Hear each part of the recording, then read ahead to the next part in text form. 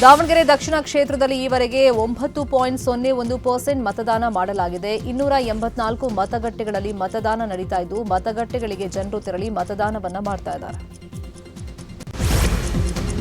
ಬಾಗಲಕೋಟೆ ಉಪಚುನಾವಣೆ ಮತದಾನ ನಡೀತಾ ಇದ್ದು ಮತಗಟ್ಟೆಗಳಿಗೆ ಜನರು ಆಗಮಿಸಿ ಮತದಾನವನ್ನು ಮಾಡ್ತಾ ಇದ್ದಾರೆ. ಈವರೆಗೂ 11.87% ಮತದಾನವಾಗಿದೆ. ಬಾಗಲಕೋಟೆಯಲ್ಲಿ ಬಿರುಸಿನಿಂದ ಮತದಾನ ನಡೀತಾ ಇದ್ದು ಮತದಾನ ಮಾಡುವುದಕ್ಕೆ ವಯೋವೃದ್ಧರು ಆಗಮಿಸಿ ಮತ ಚಲಾವಣೆಯನ್ನ ಮಾಡ್ತಾ ಇದ್ದಾರೆ. ವಯೋವೃದ್ಧರಿಗಾಗಿಯೇ ಚುನಾವಣೆ ಆಯೋಗ ಆಟೋ ರಿಕ್ಷಾ ವ್ಯವಸ್ಥೆಯನ್ನ ಮಾಡಿತ್ತು. ಇನ್ನು ಆಟೋದಲ್ಲಿ ಬಂದು ಮತ ಚಲಾಯಿಸಿ ಹೋಗ್ತಾ ಇದ್ದಾರೆ. ಬಾಗಲಕೋಟೆ ಉಪಚುನಾವಣೆ ಮತದಾನ ಹಿನ್ನೆಲೆಯಲ್ಲಿ ಕಾಂಗ್ರೆಸ್ ಅಭ್ಯರ್ಥಿ ಉಮೇಶ್ ಮೇಟಿ ತಂದೆ HY ಮೇಟಿ ಸಮಾಧಿಗೆ ಪೂಜೆ ಸಲ್ಲಿಸಿ ಬಳಿಕ ತಿಮ್ಮಾಪುರ ಗ್ರಾಮದಲ್ಲಿ ಮತವನ್ನು ಚಲಾಯಿಸಿದ್ದಾರೆ. ಮತಗಟ್ಟೆ ಸಂಖ್ಯೆ 39ರಲ್ಲಿ ಮತ ಚಲಾಯಿಸಿದ್ದಾರೆ. ಇನ್ನು ಇದೇ ವೇಳೆ ಉಮೇಶ್ ಮೇಟಿ ಸಹೋದರ ಮಲ್ಲಿಕಾರ್ಜುನ ಮೇಟಿ ಕೂಡ ಬೂತ್ ಸಂಖ್ಯೆ 108ರಲ್ಲಿ ಮತದಾನವನ್ನು ಮಾಡಿದ್ದಾರೆ. ಜನರು ಉತ್ಸುಕತೆಯಿಂದ ಮತದಾನವನ್ನು ಮಾಡ್ತಾ ಇದ್ದಾರೆ. ನಮ್ಮ ಸಹೋದರನಿಗೆ ಜನರು ಆಶೀರ್ವಾದ ಮಾಡ್ತಾರೆ ಎಂಬ ವಿಶ್ವಾಸವಿದೆ ಅಂತ ಹೇಳಿದರು. ಬಾಗಲಕೋಟೆ ಚುನಾವಣೆಯಲ್ಲಿ ಮತದಾನದ ಹಿನ್ನೆಲೆಯಲ್ಲಿ ಜಿಲ್ಲಾ ಪಂಚಾಯತ್ ಸಿಇಒ ಶಶಿಧರ್ ಕುರೇರ ಮತದಾನ ಮಾಡಿದ್ದಾರೆ. ಸರತಿ ಸಾಲಲ್ಲಿ ನಿಂತು ಶಶಿಧರ್ ಕುರೇರ ದಂಪತಿ ಮತ ಚಲಾವಣೆಯನ್ನು ಮಾಡಿದ್ದಾರೆ. ನವನಗರ ಅಂಬೇಡ್ಕರ್ ಭವನದ 194ರ ಮತಗಟ್ಟೆ ಕೇಂದ್ರದಲ್ಲಿ ಮತ ಚಲಾವಣೆಯನ್ನು ಮಾಡಿದ್ದಾರೆ. ಬಾಗಲಕೋಟೆ ಉಪಚುನಾವಣೆ ಮತದಾನ ಹಿನ್ನೆಲೆಯಲ್ಲಿ ಬಿಜೆಪಿ ಎಂಎಲ್ಸಿ PH ಪೂಜಾರ್ ಮತವನ್ನು ಚಲಾಯಿಸಿದ್ದಾರೆ. ಸಕ್ರಿ ಶಾಲಾ ಆವರಣದಲ್ಲಿ ಮತಗಟ್ಟೆ ಸಂಖ್ಯೆ 149ಕ್ಕೆ ಕುಟುಂಬ ಸಮೇತರಾಗಿ ಆಗಮಿಸಿ ಮತ ಚಲಾವಣೆ ಮಾಡಿದರು. ಬಾಗಲಕೋಟೆ ಉಪಚುನಾವಣೆಯಲ್ಲಿ ಮತದಾನ ನಡೀತಾ ಇದ್ದು ಬಿಜೆಪಿ ಅಭ್ಯರ್ಥಿ ವೀರಣ್ಣ ಚರಂತಿಮಠ್ ಕುಟುಂಬ ಸಮೇತರಾಗಿ ಮತಗಟ್ಟೆ ಸಂಖ್ಯೆ 166ಕ್ಕೆ ಆಗಮಿಸಿ ಮತದಾನವನ್ನು ಮಾಡಿದ್ದಾರೆ. ಬಳಿಕ ಎಲ್ಲರೂ ಮತದಾನ ಮಾಡುವಂತೆ ಮನವಿಯನ್ನ ಮಾಡಿಕೊಂಡಿದ್ದಾರೆ. ದಾವಣಗೆರೆ ದಕ್ಷಿಣ ಕ್ಷೇತ್ರದಲ್ಲೂ ಕೂಡ ಮತದಾನ ಚುರುಕುಗೊಂಡಿದೆ. ಮತಗಟ್ಟೆಗಳತ್ತ ಮತದಾರರು ಆಗಮಿಸಿ ಮತ ಚಲಾಯಿಸ್ತಾ ಇದ್ದಾರೆ. ವಿರಕ್ತ ಮಠದ ಬಸವಪ್ರಭು ಸ್ವಾಮೀಜಿ ಪಾತಲಿಂಗೇಶ್ವರ ದೇವಸ್ಥಾನದ ಬಳಿ ಇರುವಂತಹ 227 ಮತಗಟ್ಟೆಯಲ್ಲಿ ಮತದಾನವನ್ನು ಮಾಡಿದ್ದಾರೆ. ಸಂವಿಧಾನ ಮತದಾನ ಮಾಡುವಂತಹ ಹಕ್ಕನ್ನು ನೀಡಿದೆ. ಎಲ್ಲರೂ ಕೂಡ ಬಂದು ಮತದಾನವನ್ನು ಮಾಡಿ ಅಂತ ಕರೆ ಕೊಟ್ಟರು. ಇನ್ನು 3 ರಾಜ್ಯಗಳಲ್ಲಿ ನಡೆಯುತ್ತಿರುವಂತಹ ಮತದಾನದ ಬಗ್ಗೆ ಸುದ್ದಿ. ಕೇರಳಂನಲ್ಲಿ ವಿಧಾನಸಭೆ ಚುನಾವಣೆ ಮತದಾನ ಬಿರುಸಿನಿಂದ ನಡೀತಾ ಇದೆ. ಕೇರಳಂನಲ್ಲಿ ಸಿಎಂ ಪಿಣರಾಯಿ ವಿಜಯನ್ ಕಣ್ಣೂರಿನಲ್ಲಿ ಮತದಾನ ಮಾಡಿದ್ದಾರೆ. ಇನ್ನು ಕಾಂಗ್ರೆಸ್ ಎಂಪಿ KC ವೇಣುಗೋಪಾಲ್ ಕೂಡ ತಿರುವಂಡಪಾಡಿಯಲ್ಲಿ ಮತದಾನವನ್ನು ಮಾಡಿದ್ದಾರೆ. ಈವರೆಗೆ 16.23% ಮತದಾನವಾಗಿದೆ. ಪುದುಚೇರಿಯಲ್ಲೂ ಕೂಡ ವಿಧಾನಸಭಾ ಚುನಾವಣೆಗೆ ಮತದಾನ ನಡೀತಾ ಇದೆ. VOC ಸರ್ಕಾರಿ ಶಾಲೆಯ ಮತಗಟ್ಟೆಯಲ್ಲಿ ಮತದಾರರನ್ನ ಸೆಳೆಯಲಿಕ್ಕೆ ರೋಬೋಟ್ ಬಳಕೆ ಮಾಡಲಾಗಿದೆ. ಮತಗಟ್ಟೆಗೆ ಬರುವಂತಹ ಜನರಿಗೆ ಹೂ ಕೊಟ್ಟು ರೋಬೋಟ್ ನೀಲ ಸ್ವಾಗತವನ್ನು ಕೋರಿದೆ. ಇವರೆಗೂ ಪುದುಚೇರಿಯಲ್ಲಿ 17.5% ಮತದಾನವಾಗಿದೆ. ಇನ್ನು ಅಸ್ಸಾಂನಲ್ಲೂ ಕೂಡ ವಿಧಾನಸಭಾ ಚುನಾವಣೆ ಮತದಾನ ನಡೀತಾ ಇದೆ. ಮತಗಟ್ಟೆಗಳಿಗೆ ಜನರು ಆಗಮಿಸಿ ಮತದಾನವನ್ನ ಮಾಡ್ತಾ ಇದ್ದಾರೆ. ಬಿಜೆಪಿ ಅಭ್ಯರ್ಥಿ ಪ್ರದ್ಯುತ್ ಮತದಾನವನ್ನ ಮಾಡಿದ್ದು ಎಲ್ಲರೂ ಮತ ಚಲಾವಣೆ ಮಾಡುವಂತೆ ಮನವಿ ಮಾಡಿದ್ದಾರೆ. ಇನ್ನು ಅಸ್ಸಾಂನಲ್ಲಿ ಈವರೆಗೆ 17.87% ಮತದಾನವಾಗಿದೆ. ಅಸ್ಸಾಂ, ಕೇರಳಂ, ಪುದುಚೇರಿ 3 ರಾಜ್ಯಗಳಲ್ಲಿ ವಿಧಾನಸಭಾ ಚುನಾವಣೆ ಮತದಾನ ನಡೀತಾ ಇದೆ. ಈ ಹಿನ್ನೆಲೆಯಲ್ಲಿ ಪ್ರಧಾನಮಂತ್ರಿ ನರೇಂದ್ರ ಮೋದಿ ಎಕ್ಸ್ನಲ್ಲಿ ಪೋಸ್ಟ್ ಹಾಕಿ 3 ರಾಜ್ಯದ ಜನರು ಹೆಚ್ಚಿನ ಸಂಖ್ಯೆಯಲ್ಲಿ ಮತವನ್ನು ಚಲಾವಣೆ ಮಾಡಿ ಅಂತ ಮನವಿಯನ್ನು ಮಾಡಿಕೊಂಡಿದ್ದಾರೆ. ಕೇರಳಂನಲ್ಲಿ ವಿಧಾನಸಭೆ ಚುನಾವಣೆ ಮತದಾನ ನಡೀತಾ ಇದೆ. ಹಿನ್ನೆಲೆಯಲ್ಲಿ AICC ಅಧ್ಯಕ್ಷ ಮಲ್ಲಿಕಾರ್ಜುನ ಖರ್ಗೆ ಕೇಳುವ, ಕಾಳಜಿ ವಹಿಸುವ, ತಲುಪಿಸುವ ಹೊಸ ಸರ್ಕಾರವನ್ನು ಆಯ್ಕೆ ಮಾಡಿ ಅಂತ ಮತದಾರರಲ್ಲಿ ಮನವಿ ಮಾಡಿಕೊಂಡಿದ್ದಾರೆ. ಕೇರಳಂನ ಜನರು ಹೊಸ ಸರ್ಕಾರ ಆಯ್ಕೆನ ಬಹಳ ಎಚ್ಚರದಿಂದ ಮಾಡಿ ಪ್ರತಿಯೊಬ್ಬರೂ ಮತ ಚಲಾಯಿಸಿ ಅಂತ ಮನವಿ ಮಾಡಿದ್ದಾರೆ. ಕದನ ವಿರಾಮಕ್ಕೆ ಸಂಬಂಧಪಟ್ಟ ಸುದ್ದಿ ನೋಡ್ತಾ ಕದನ ವಿರಾಮ ಘೋಷಿಸಿದ ಮೇಲೂ ಇಸ್ರೇಲ್ ದಾಳಿ ಮುಂದುವರೆಸಿದೆ. ಲೆಬನಾನ್ನ ಹಲವೆಡೆ ಇಸ್ರೇಲ್ನಿಂದ ಕ್ಷಿಪಣಿ ದಾಳಿ ಮಾಡಲಾಗಿದೆ. ಇಸ್ರೇಲ್ ದಾಳಿಯಿಂದಾಗಿ 154 ಹೆಜ್ಬುಲ್ಲಾಗಳು ಸಾವನ್ನಪ್ಪಿದ್ದಾರೆ. ಇಸ್ರೇಲ್ ಕದನ ವಿರಾಮದಲ್ಲಿ ಲೆಬನಾನ್ ಸೇರಿಲ್ಲ ಅಂತ ದಾಳಿಯನ್ನು ಮುಂದುವರೆಸಿದೆ. ಇಸ್ರೇಲ್ ನಡೆಗೆ ಇರಾನ್ ಮತ್ತೆ ಕೆಂಡಾಮಂಡಲವಾಗಿದೆ. ಲೆಬನಾನ್ ಮೇಲೆ ಇಸ್ರೇಲ್ ದಾಳಿ ಮಾಡದಂತೆ ಇರಾನ್ ವಾರ್ನಿಂಗ್ ಕೊಟ್ಟರು. ಇಸ್ರೇಲ್ ದಾಳಿ ಮಾತ್ರ ನಿಲ್ಲಿಸ್ತಾ ಇಲ್ಲ. ಹೀಗಾಗಿ ಇಸ್ರೇಲ್ ನಡೆ ಖಂಡಿಸಿ ಮತ್ತೆ ಹರ್ಮೂಜ್ನ ಇರಾನ್ ಮುಚ್ಚಿದೆ. ಇದರಿಂದಾಗಿ ಹರ್ಮೂಜ್ ಜಲಸಂಧಿಯಿಂದ ಹಡಗುಗಳು ವಾಪಸ್ಸಾಗಿವೆ. ಕದನ ವಿರಾಮ ಘೋಷಿಸಿದ 24 ಗಂಟೆಗಳಲ್ಲೇ ಉದ್ವಿಗ್ನ ಸ್ಥಿತಿ ಉಂಟಾಗಿದ್ದು ಕದನ ವಿರಾಮ ಉಲ್ಲಂಘನೆ ಅಂತ ಹೇಳಿ ಇರಾನ್ ಹರ್ಮೂಜ್ ಅನ್ನು ಬಂದ್ ಮಾಡಿದೆ. ಇನ್ನು ಹರ್ಮೂಜ್ ಬಂದ್ಗೆ ಅಮೆರಿಕ ಕಿಡಿಕಾರಿದ್ದು ತಕ್ಷಣವೇ ಹರ್ಮೂಜ್ ಓಪನ್ ಮಾಡುವಂತೆ ಆಗ್ರಹ ಮಾಡಿದೆ. ವಾರ್ ಎಫೆಕ್ಟ್ಗೆ ಸಂಬಂಧಪಟ್ಟ ಸುದ್ದಿ. ಪ್ರಾಚ್ಯ ಯುದ್ಧದಿಂದ ಕರ್ನಾಟಕದ ಜನರು ಅಕ್ಷರಶಃ ನಲುಗಿ ಹೋಗಿದ್ದಾರೆ. ಉತ್ತರ ಕನ್ನಡ ಜಿಲ್ಲೆಯ ಮೀನುಗಾರರಿಗೆ ಯುದ್ಧದ ಬಿಸಿ ತಟ್ಟಿದೆ. ಪೂರ್ಣ ಪ್ರಮಾಣದಲ್ಲಿ ಡೀಸೆಲ್ ಸಿಗದೆ ಆಳ ಸಮುದ್ರ ಮೀನುಗಾರಿಕೆಗೆ ಹೋಗೋದಕ್ಕೆ ಆಗ್ತಾ ಇಲ್ಲ. 60% ಬೋಟುಗಳು ಬಂದರಿನಲ್ಲೇ ಇದ್ದು 1 ತಿಂಗಳಿಗೆ ಅಂದಾಜು 15 ಕೋಟಿ ಆರ್ಥಿಕ ನಷ್ಟ ಅನುಭವಿಸಿದ್ದಾರೆ. ಮಧ್ಯಪ್ರಾಚ್ಯ ದೇಶಗಳಲ್ಲಿ ಯುದ್ಧದ ಪರಿಣಾಮದಿಂದ ಮೀನುಗಾರರು ಸಂಕಷ್ಟವನ್ನ ಎದುರಿಸುವಂತಾಗಿದೆ. ಮಂಗಳೂರಲ್ಲಿ ಶೇಕಡಾ 80ರಷ್ಟು ಬೋಟ್ಗಳು ಬಂದರಿನಲ್ಲೇ ನಿಂತಿವೆ. ಗಲ್ಫ್ ರಾಷ್ಟ್ರಗಳಿಗೆ ಕೊಚ್ಚಿಯಿಂದ ಅತಿ ಹೆಚ್ಚು ಮೀನುಗಳು ರಫ್ತಾಗ್ತಾ ಇದ್ವು. ಆದ್ರೀಗ ಡೀಸೆಲ್, ಗ್ಯಾಸ್ ಅಭಾವದಿಂದ 2,000ಕ್ಕೂ ಅಧಿಕ ಬೋಟ್ಗಳು ಬಂದರಿನಲ್ಲೇ ಇವೆ. ಮಹಾಯುದ್ಧಕ್ಕೆ ವಿರಾಮವೇನೋ ಘೋಷಣೆ ಆಗಿದೆ. ಆದರೆ ಎಲ್ಪಿಜಿ ಸಂಕಷ್ಟ ಮಾತ್ರ ಕಮ್ಮಿ ಆಗಿಲ್ಲ. ರಾಜ್ಯದಲ್ಲಿ ದಿನೇ ದಿನೇ ಎಲ್ಪಿಜಿ ದುಬಾರಿ ಆಗ್ತಾ ಇದ್ದು ಆಟೋ ಚಾಲಕರು ಪರದಾಟವನ್ನು ಮಾಡ್ತಾ ಇದ್ದಾರೆ. ಇದರ ಮಧ್ಯೆ ಆಟೋ ಗ್ಯಾಸ್ ಬೆಲೆ 120ಕ್ಕೆ ಮುಟ್ಟಿದ್ದು ಗ್ಯಾಸ್ ದರ ಏರಿಕೆ ಆಗಿದ್ದರಿಂದ ರಾಯಚೂರು ನಗರದ ಆಟೋ ಚಾಲಕರು ಗರಂ ಆಗಿದ್ದಾರೆ. ಕೈಗಾರಿಕಾ ವಲಯಕ್ಕೆ ಎಲ್ಪಿಜಿ ಹಂಚಿಕೆ ಕುರಿತಂತೆ ಕೇಂದ್ರದಿಂದ ಹೊಸ ಮಾರ್ಗಸೂಚಿ ಹೊರಡಿಸಲಾಗಿದೆ. ಕೇಂದ್ರ ಪೆಟ್ರೋಲಿಯಂ ಮತ್ತು ನೈಸರ್ಗಿಕ ಅನಿಲ ಸಚಿವಾಲಯ ಈ ಬಗ್ಗೆ ಆದೇಶವನ್ನು ಹೊರಡಿಸಿದ್ದು, ಗ್ಯಾಸ್ ವಿತರಣಾ ಆದೇಶ 2026 ಪಾಲಿಸಲು ಕಟ್ಟುನಿಟ್ಟಿನ ನಿರ್ದೇಶನವನ್ನು ಕೊಡಲಾಗಿದೆ. ರಾಜ್ಯದ ಸುದ್ದಿ ನೋಡೋಣ. ಪೊಲೀಸರಿಗೆ ಬಿಸಿಲಿನಲ್ಲಿ ನಿಲ್ಲಿಸಿ ಅಮಾನವೀಯತೆ ಮೆರೆದಿದ್ದಂಥ ಪಿಎಸ್ಐಗೆ ಶಾಕ್ ಕೊಡಲಾಗಿದೆ. ಚಿಕ್ಕಜಾಜೂರು ಪಿಎಸ್ಐ ನೇತ್ರಾವತಿಗೆ ಜಿಲ್ಲಾ ನಿಯಂತ್ರಣ ಕೊಠಡಿಗೆ ನಿಯೋಜಿಸಿ ಆದೇಶವನ್ನು ಹೊರಡಿಸಲಾಗಿದೆ. ಸಿಬ್ಬಂದಿ 3 ಗಂಟೆ ಬಿಸಿಲಿನಲ್ಲಿ ನಿಲ್ಲಿಸಿ ಪಿಎಸ್ಐ ನೇತ್ರಾವತಿ ದರ್ಪವನ್ನು ಮೆರೆದಿದ್ರು. ಈ ಬಗ್ಗೆ ನ್ಯೂಸ್ 18 ವರದಿಯನ್ನು ಬಿತ್ತರ ಮಾಡಿತ್ತು. ಸದ್ಯ ವರದಿಯ ಬೆನ್ನಲ್ಲೇ ಎಸ್ಪಿ ರಂಜಿತ್ ಕುಮಾರ್ ಭಂಡಾರು ಜಿಲ್ಲಾ ನಿಯಂತ್ರಣ ಕೊಠಡಿಗೆ ನಿಯೋಜಿಸಿ ಆದೇಶವನ್ನು ಹೊರಡಿಸಿದ್ದಾರೆ. ಅಲ್ಲದೆ ಡಿವೈಎಸ್ಪಿ ಅರುಣ್ ಗೌಡ ನೇತೃತ್ವದಲ್ಲಿ ಘಟನೆಯ ಕುರಿತು ತನಿಖೆಯನ್ನು ಆರಂಭಿಸಲಾಗಿದೆ. ವಿಜಯಪುರದಲ್ಲಿ ಮತ್ತೆ ಭೂಕಂಪನದ ಅನುಭವ ಆಗಿದೆ. ಬೆಳಗ್ಗೆ ಏಕಾಏಕಿ ಭೂಮಿ ಕಂಪಿಸಿದ ಅನುಭವ ಆಗಿದ್ದು, ತಿಕೋಟ, ಕಳ್ಳಟವಟಗಿ, ಬಾಬಾನಗರ, ಬಿಜ್ಜರ್ಗಿ, ಸೋಮದೇವರಹಟ್ಟಿ, ಹಬನೂರು, ಟಕ್ಕಳಕಿ ಸೇರಿದಂತೆ ಹಲವು ಗ್ರಾಮಗಳಲ್ಲಿ ಭೂಕಂಪನದ ಅನುಭವ ಆಗಿದೆ. ಮೈಸೂರು ಜಿಲ್ಲಾಧಿಕಾರಿ ಲಕ್ಷ್ಮೀಕಾಂತ್ ರೆಡ್ಡಿ ಬಂಧನ ನೋಟಿಸ್ನ ಕೋರ್ಟ್ ಹಿಂಪಡೆದಿದೆ. ಮೈಸೂರಿನ 1ನೇ ಅಪರ ಸಿವಿಲ್ ಜಡ್ಜ್ ಹಾಗೂ ಜೆಎಂಎಫ್ ನ್ಯಾಯಾಲಯದಿಂದ ಆದೇಶ ಹೊರಡಿಸಲಾಗಿತ್ತು. ಭೂ ವ್ಯಾಜ್ಯ ಪ್ರಕರಣದಲ್ಲಿ ನ್ಯಾಯಾಲಯದ ಆದೇಶ ಪಾಲಿಸಿಲ್ಲ ಅಂತ ಬಂಧನದ ಆದೇಶವನ್ನು ಹೊರಡಿಸಿದ್ದಂಥ ಕೋರ್ಟ್ ಇದೀಗ ಬಂಧನದ ನೋಟಿಸ್ ಅನ್ನು ಹಿಂಪಡೆದಿದೆ. ಕುಂಬಾರಕೊಪ್ಪಲು ನಿವಾಸಿ ಜಯರಾಮು ಎಂಬುವರ ಜಮೀನು ಸಂಬಂಧ ನ್ಯಾಯಾಲಯ ತೀರ್ಪನ್ನು ಕೊಟ್ಟಿತ್ತು. ಬೆಳಗಾವಿಯಲ್ಲಿ ಕರ್ನಾಟಕ ರಾಜ್ಯೋತ್ಸವದ 50 ಲಕ್ಷ ರೂಪಾಯಿ ಅನುದಾನ ದುರ್ಬಳಕೆ ಮಾಡಲಾಗಿದೆ ಅನ್ನೋ ಆರೋಪ ಕೇಳಿಬಂದಿದೆ. ಈ ಸಂಬಂಧ ತನಿಖೆ ಮಾಡಬೇಕು ಅಂತ ಹೇಳಿ ಕನ್ನಡ ಪರ ಸಂಘಟನೆಗಳು ಹೋರಾಟವನ್ನು ನಡೆಸಿದ್ವು. ಕನ್ನಡ ಪರ ಸಂಘಟನೆಗಳ ಹೋರಾಟಕ್ಕೆ ಮಣಿದ ರಾಜ್ಯ ಸರ್ಕಾರ ಇದರ ಬೆನ್ನಲ್ಲೇ ವಿಚಾರಣೆಗೆ ಪ್ರಾದೇಶಿಕ ಆಯುಕ್ತರನ್ನ ನೇಮಕ ಮಾಡಿದೆ. ಕೆಎಸ್ಆರ್ಟಿಸಿ ಕಂಡಕ್ಟರ್ 10 ರೂಪಾಯಿ ಹಣ ಪಡೆದು ಸ್ಟಾಪ್ ಇಲ್ಲ ಅಂತ ಹೇಳಿ 0 ಇರುವಂಥ ಟಿಕೆಟ್ನ ಪುರುಷರೊಬ್ಬರಿಗೆ ಕೊಟ್ಟಿದ್ದಾರೆ.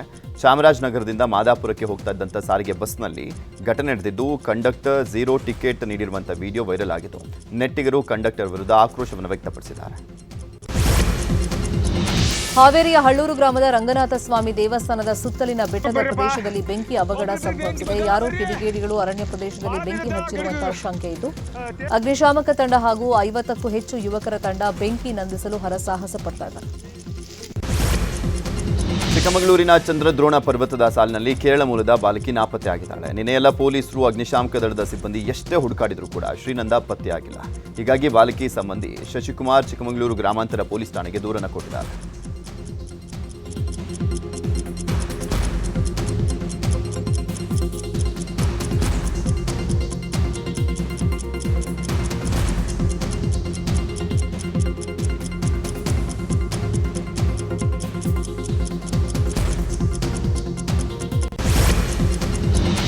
ಚಾರಣಿಗರ ಹುಚ್ಚಾಟಕ್ಕೆ ಕಡಿವಾಣ ಹಾಕೋದಕ್ಕೆ ರಾಜ್ಯ ಸರ್ಕಾರ ಮುಂದಾಗಿದೆ. ಇನ್ಮುಂದೆ ಚಾರಣಿಗರಿಗೆ ಕಟ್ಟುನಿಟ್ಟಿನ ಕ್ರಮವನ್ನ ಕೈಗೊಳ್ಳಲಾಗ್ತಾ ಇದೆ.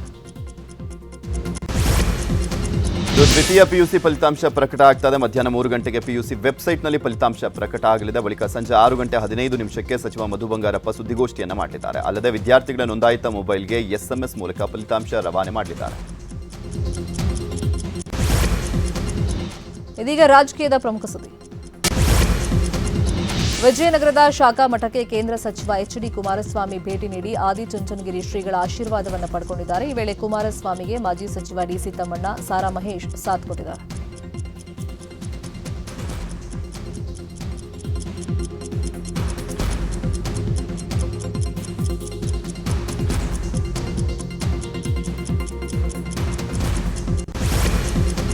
ಮಾಜಿ ಶಾಸಕ ಅನ್ನದಾನಿ ವಿರುದ್ಧ ಅಕ್ರಮ ಸಂಬಂಧದ ಆರೋಪ ಪ್ರಕರಣಕ್ಕೆ ಟ್ವಿಸ್ಟ್ ಸಿಕ್ಕಿದೆ. ಆರೋಪಿತ ಮಹಿಳೆ ದಿಢೀರ್ ಪ್ರತ್ಯಕ್ಷರಾಗಿದ್ದು, ಪತಿ ವಿರುದ್ಧವೇ ಮಹಿಳೆ ದೂರನ್ನು ಕೊಟ್ಟಿದ್ದಾರೆ. ಮಂಡ್ಯ ಎಸ್ಪಿ ಭೇಟಿ ಮಾಡಿ ವಿದ್ಯಾಲಕ್ಷ್ಮಿ ದೂರನ್ನು ಕೊಟ್ಟಿದ್ದಾರೆ.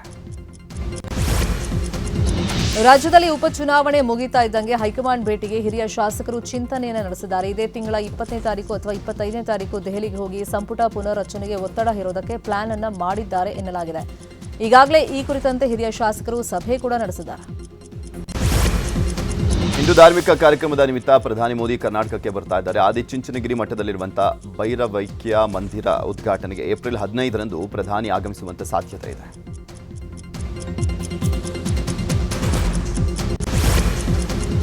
ಇದೀಗ ಕ್ರೈಮ್ ಲೋಕದ ಪ್ರಮುಖ ಸುದ್ದಿ. ಪತಿಯ ಅಕ್ರಮ ಸಂಬಂಧಕ್ಕೆ ಬೇಸತ್ತಂತ ಮಹಿಳೆ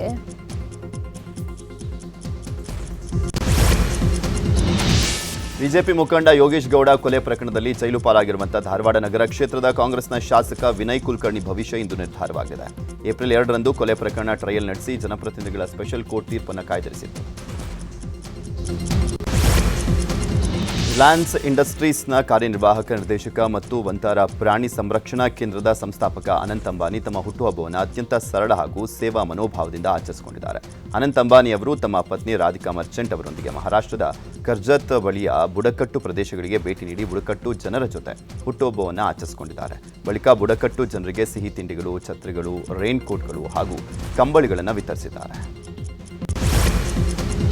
ಇನ್ನು ಅನಂತ್ ಅಂಬಾನಿ ಅವರ ಹುಟ್ಟುಹಬ್ಬದ ಅಂಗವಾಗಿ ಬೆಂಗಳೂರಿನ ದೇಗುಲದಲ್ಲೂ ವಿಶೇಷ ಪೂಜೆಯನ್ನ ನೆರವೇರಿಸಲಾಗಿದೆ. ರಾಜರಾಜೇಶ್ವರಿ ದೇವಾಲಯದ ಕೈಲಾಶ ಆಶ್ರಮದಲ್ಲಿ ಅನಂತ್ ಅಂಬಾನಿ ಪರವಾಗಿ ವಿಶೇಷ ಸಂಕಲ್ಪ ಪೂಜೆಯನ್ನ ಮಾಡಲಾಗಿದೆ. ಜಗದ್ಗುರು ಆಚಾರ್ಯ ಮಹಾಮಂಡಳೇಶ್ವರ ಶ್ರೀ ಜಯೇಂದ್ರ ಪುರಿ ಮಹಾಸ್ವಾಮೀಜಿ ಅವರ ನೇತೃತ್ವದಲ್ಲಿ ವಿಶೇಷ ಪೂಜೆಯನ್ನ ನೆರವೇರಿಸಲಾಗಿದೆ. ಅಂಬಾನಿ ಕುಟುಂಬಕ್ಕೆ ಆರೋಗ್ಯ ಸಂಪತ್ತು ಹೆಚ್ಚಾಗಲಿ, ಸೇವಾ ಮನೋಭಾವ ಮತ್ತಷ್ಟು ಹೆಚ್ಚಾಗಲಿ, ದೇವಿಯ ಆಶೀರ್ವಾದ ಸದಾಕಾಲ ಅಂಬಾನಿ ಕುಟುಂಬದ ಮೇಲೆ ಇರಲಿ ಅಂತ ಶ್ರೀ ಜಯೇಂದ್ರ ಪುರಿ ಮಹಾಸ್ವಾಮೀಜಿ ಆಶೀರ್ವಾದವನ್ನು ಮಾಡಿದ್ದಾರೆ. ತಮಿಳುನಾಡಿನ ಕೊಯಮತ್ತೂರಿನ ಗಂಗಾ ಸ್ಪೇನ್ ಇಂಜುರಿ ಪುನರ್ವಸತಿ ಕೇಂದ್ರದಲ್ಲಿ ಅನಂತ್ ಅಂಬಾನಿ ಜನ್ಮದಿನವನ್ನು ಆಚರಿಸಲಾಯಿತು. ಇಲ್ಲಿನ ಪ್ಯಾರಾಪ್ಲೆಜಿಕ್ ರೋಗಿಗಳು ಅನಂತ್ ಅಂಬಾನಿ ಅವರಿಗೆ ಧನ್ಯವಾದವನ್ನು ತಿಳಿಸಿದ್ದಾರೆ. ರಿಲಯನ್ಸ್ ಇಂಡಸ್ಟ್ರೀಸ್ನ ಕಾರ್ಯನಿರ್ವಾಹಕ ನಿರ್ದೇಶಕರಾಗಿರುವಂತಹ ಅನಂತ್ ಅಂಬಾನಿ ಗಂಗಾ ಸ್ಪೇನ್ ಇಂಜುರಿ ಪುನರ್ವಸತಿ ಕೇಂದ್ರಕ್ಕೆ ಆರ್ಥಿಕ ನೆರವನ್ನು ಕೊಟ್ಟಿದ್ದಾರೆ. ಅನಂತ್ ಅಂಬಾನಿ ಅವರ ಉತ್ತಮ ಆರೋಗ್ಯ, ಉತ್ತಮ ಏಳಿಗೆ ಸಿಗಲಿ ಅಂತ ಗಂಗಾ ಸ್ಪೇನ್ ಪುನರ್ವಸತಿ ಕೇಂದ್ರ ಶುಭ ಹಾರೈಸಿದೆ. ಇನ್ನು ಅನಂತ್ ಅಂಬಾನಿ ಅವರು ತಮ್ಮ ಹುಟ್ಟುಹಬ್ಬದ ಪ್ರಯುಕ್ತ ಗುಜರಾತ್ನ ಪ್ರಸಿದ್ಧ ಸಾಲಂಗ್ಪುರದ ಶ್ರೀ ಕಷ್ಟಭಂಜನ್ ದೇವ್ ಹನುಮಾನ್ಜಿ ದೇವಾಲಯದಲ್ಲಿ ಗೋ ಸೇವಾ ಯೋಜನೆಗೆ ಚಾಲನೆಯನ್ನು ಕೊಟ್ಟಿದ್ದಾರೆ. 28 ಎಕರೆ ಕ್ಯಾಂಪಸ್ನಲ್ಲಿ ಹೈಟೆಕ್ ಗೋಶಾಲೆ ನಿರ್ಮಾಣಕ್ಕೆ ಬರೋಬ್ಬರಿ 10 ಕೋಟಿ ರೂಪಾಯಿ ದೇಣಿಗೆಯಾಗಿ ಕೊಟ್ಟಿದ್ದಾರೆ. ವಿಶ್ವ ದರ್ಜೆಯ ತಂತ್ರಜ್ಞಾನವನ್ನು ಬಳಸಿ ಹಸುಗಳಿಗೆ ಅತ್ಯುತ್ತಮ ಸೌಲಭ್ಯಗಳನ್ನು ಒದಗಿಸುವುದು ಈ ಯೋಜನೆಯ ಪ್ರಮುಖ ಉದ್ದೇಶವಾಗಿದೆ. ರಿಲಯನ್ಸ್ ಇಂಡಸ್ಟ್ರೀಸ್ ಲಿಮಿಟೆಡ್ ಅಧ್ಯಕ್ಷರಾಗಿರುವಂತಹ ಮುಖೇಶ್ ಅಂಬಾನಿ ಪುತ್ರ ಅನಂತ್ ಅಂಬಾನಿಗೆ ಇಂದು 31ನೇ ಹುಟ್ಟುಹಬ್ಬದ ಸಂಭ್ರಮ. ಅನಂತ್ ಅಂಬಾನಿ ಅವರ 31ನೇ ಹುಟ್ಟುಹಬ್ಬವನ್ನು ಜಾಮ್ನಗರದಲ್ಲಿ ಅದ್ದೂರಿಯಾಗಿ ಆಚರಿಸಲಾಗ್ತಾ ಇದೆ. ಈ ಇವೆಂಟ್ಗೆ ಅನೇಕ ಬಾಲಿವುಡ್ ತಾರೆಗಳು ಆಗಮಿಸ್ತಾ ಇದ್ದಾರೆ. ಶಾರುಖ್ ಖಾನ್, ಸಲ್ಮಾನ್ ಖಾನ್, ರಣವೀರ್ ಸಿಂಗ್, ಅನನ್ಯ ಪಾಂಡೆ ಸೇರಿದಂತೆ ಅನೇಕ ತಾರೆಯರು ಭಾಗವಹಿಸ್ತಾ ಇದ್ದಾರೆ. ಅಂಬಾನಿ ಕುಟುಂಬದ ಜಾಮ್ನಗರದ ವಂತಾರ ಎಸ್ಟೇಟ್ನಲ್ಲಿ ಕಾರ್ಯಕ್ರಮ ಆಯೋಜನೆ ಮಾಡಲಾಗಿದೆ. ಇನ್ನು ಅನಂತ್ ಅಂಬಾನಿ ಹುಟ್ಟುಹಬ್ಬದ ಹಿನ್ನೆಲೆಯಲ್ಲಿ ಆನಂದ ಸೇವಾ ಫೌಂಡೇಶನ್ ಹಾಗೇನೆ ಐ ಲವ್ ಮುಂಬೈ ಫೌಂಡೇಶನ್ ವತಿಯಿಂದ ಪಶ್ಚಿಮ ಬಂಗಾಳದ ಎಲ್ಎಂ ನಗರದಲ್ಲಿ ಸಾರ್ವಜನಿಕರಿಗೆ ಕಿಟ್ ವಿತರಣೆಯನ್ನು ಮಾಡಲಾಗಿದೆ. ಇದರ ಜೊತೆಗೆ ಮಕ್ಕಳಿಗೆ ಸ್ಕೂಲ್ ಕಿಟ್, ಬಟ್ಟೆ ವಿತರಣೆಯನ್ನು ಮಾಡಲಾಗಿದೆ. ಸೀಮಾನಗರದಲ್ಲಿ ಮೆಡಿಕಲ್ ಕ್ಯಾಂಪ್ ಆಯೋಜನೆ ಮಾಡಲಾಗಿದ್ದು ಉಚಿತ ಕಣ್ಣಿನ ತಪಾಸಣೆಯನ್ನು ಮಾಡಲಾಗಿದೆ.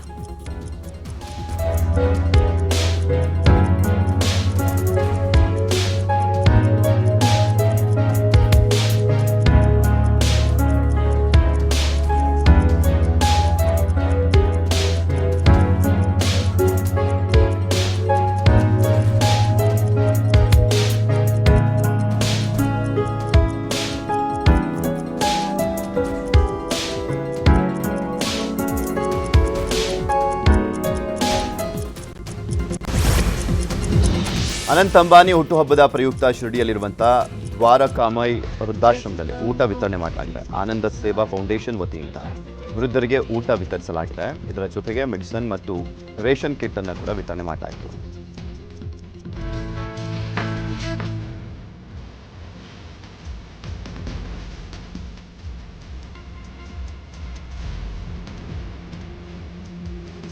आज आपके फाउंडेशन ने आनंद सेवा फाउंडेशन की तरफ से शिरडी के जो आपके जैसे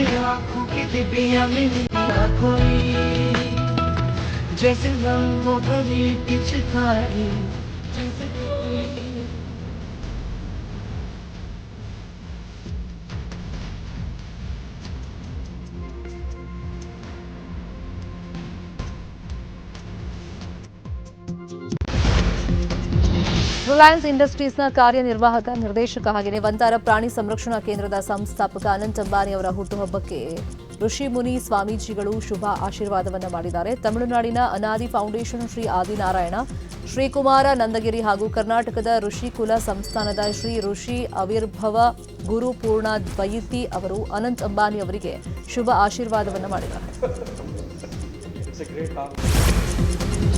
ಸ್ಪೋರ್ಟ್ಸ್ ನ್ಯೂಸ್.